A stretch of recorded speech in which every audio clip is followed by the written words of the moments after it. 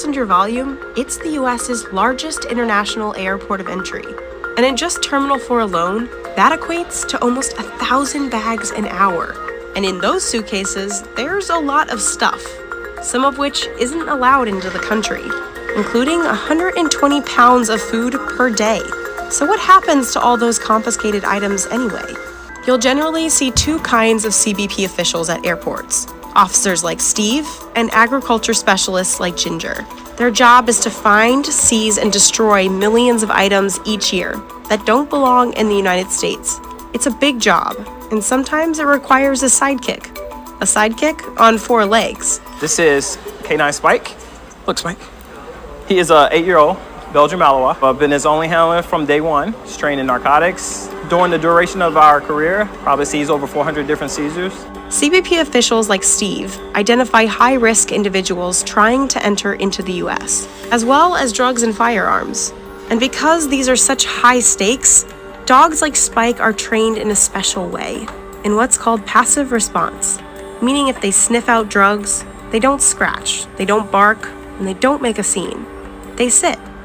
And if they're right, the dog gets rewarded. His reward is actually this toy right here. So he likes to play. The incinerator's location is kept a secret, but actually drugs aren't the most commonly seized item at JFK. Food is. These items aren't taken because agents want to eat your yummy Spanish ham or Caribbean mangoes. It's because agents are responsible for protecting American agriculture from any foreign pests or diseases that could affect our livestock or crops. Luckily, they've got a little help from the Beagle Brigade. This 4-legged officer is Biscuit, and like Spike, Biscuit is trained in passive response, but Biscuit's trained to sniff out food rather than drugs. Once Biscuit sniffs out an item, the passenger in question and their bags go to Ginger, who will x-ray and search the luggage. This is the room where illicit food meets its end.